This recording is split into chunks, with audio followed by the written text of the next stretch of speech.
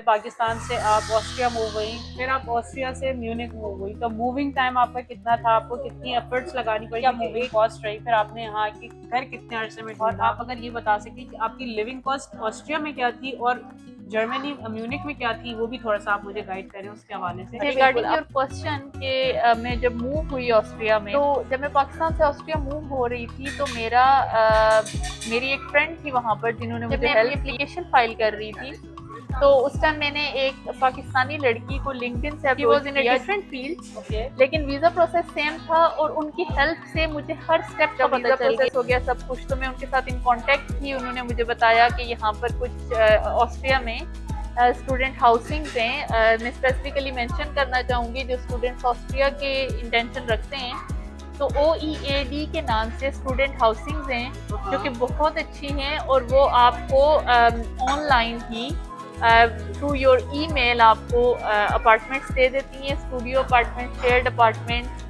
With in 600 to 700 euros में आपको मिल जाते हैं। बस डिपॉजिट पे करना होता है और आपको अनलिमिटेड कॉन्ट्रैक्ट दे देते हैं। वो चीप है कि वो? जी बिल्कुल, वो चीप है। चीज आपको इंटरनेट पे अवेलेबल नजर आती है, पिक्चराइज हुई भी होती है, वैसे ही अपार्टमेंट्स के जब आप मूव कर रहे होते हैं तो आपको आगे किसी ना किसी को इन्फॉर्म करना चाहिए। जैसे कि मेरी फ्रेंड थी और मैंने उनको कहा, वो मुझे पिक करने आई, और क्योंकि एकदम आपको लोकेशन हर चीज की नहीं समझ आती, तो आपको लोगों के साथ इन कांटेक्ट जरूर रहना चाहिए और उनसे गाइडलाइन लेना। अच्छा, मेरी दूसरा सवाल ये भी था कि आप कैसे? जी बिल्कुल, तो जब मैं ऑस्ट्रिया से म्यूनिक मूव कर रही थी तो ICE के थ्रू ट्रेवल करते हैं आप, जो कि डायरेक्ट ट्रेन होती है जो ऑस्ट्रिया से म्यूनिक आती है, विद इन 4 to 5 आवर्स आ जाती है। तक का लगेज अलाउड होता है जो आप ट्रेन में लेकर ट्रेवल कर सकते हैं, और वो मोर देन इनफ होता है एक स्टूडेंट के लिए, क्योंकि मैक्सिमम मेरा जो था वो 30 to 35, क्योंकि इंडस्ट्रियल सिटी है म्यूनिक में, टेक्नोलॉजी और इन चीज़ों की वजह से ये टेक्नोलॉजी हब माना जाता है, जिसकी वजह से एकोमोडेशन का यहाँ पर काफ़ी इशू रहता है, आपको जल्दी जल्दी एकोमोडेशन मिलती नहीं। यहाँ पर मूव हुई थी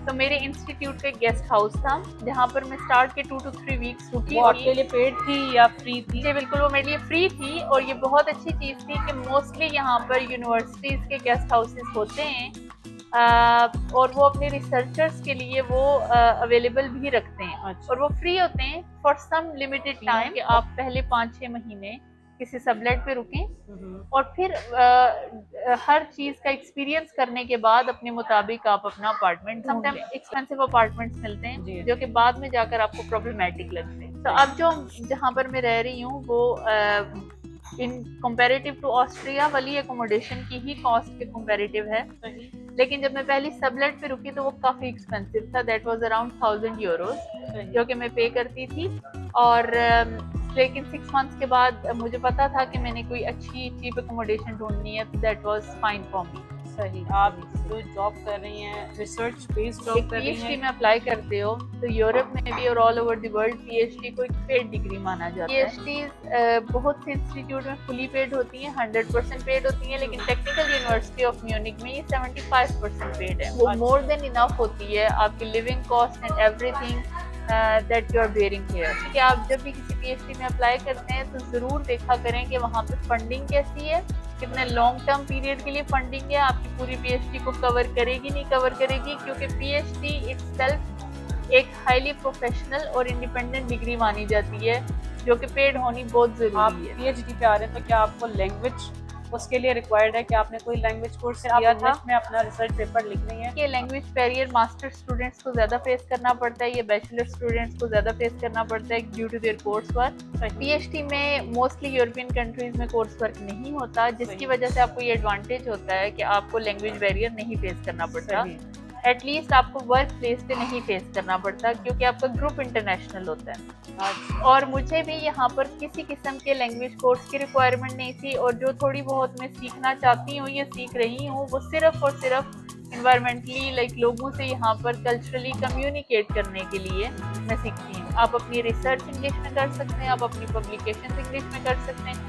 आपकी मीटिंग डे टू डे, आपका work day to day, everything communication will be in English. तो आप इस चीज़ को कभी बैरियर मत माने और ज़रूर अप्लाई करें। आपको भी सेटलमेंट के लिए B1 करनी है अचीव, या आप A2 में भी आपका प्रोसेस हो जाएगा? जी बिल्कुल, मुझे सेटलमेंट के लिए B1 अचीव करनी है। अगर आप एज कोई पॉसिबल सेटलमेंट करना चाहते हैं। सही। कुछ स्पेसिफिक सिनेरियोज है जहाँ पर A1 या A2 में भी हो जाता जब है। शिफ्ट हो रही है, मूव हो रही है यूरोप कंट्री में, तो आपका एक लाइफ स्टाइल चेंज होता है, तो आपका कितना चेंज हुआ है? क्या आपको लगता है कि आपके अंदर क्या चेंजेस आई हैं? आपने क्या अडेप्ट किए हैं? आपके इस क्वेश्चन को मैं on a motivational way address करना चाहती हूँ। ऐसी फैमिली से बिलोंग करती हूँ कि ऑफ कोर्स हम कल्चरली और रिलीजियसली बहुत ज़्यादा अपनी फैमिली पे डिपेंड कर रहे होते हैं। और जो चीज़ मैंने इस सारी जर्नी से सीखी वो ये कि कुछ भी ऐसा नहीं है कि जो मैं अकेले नहीं कर सकती। सही। हाँ, thank you so much. Welcome Arooj, और मेरे ख्याल से एक बहुत अच्छा प्लेटफॉर्म है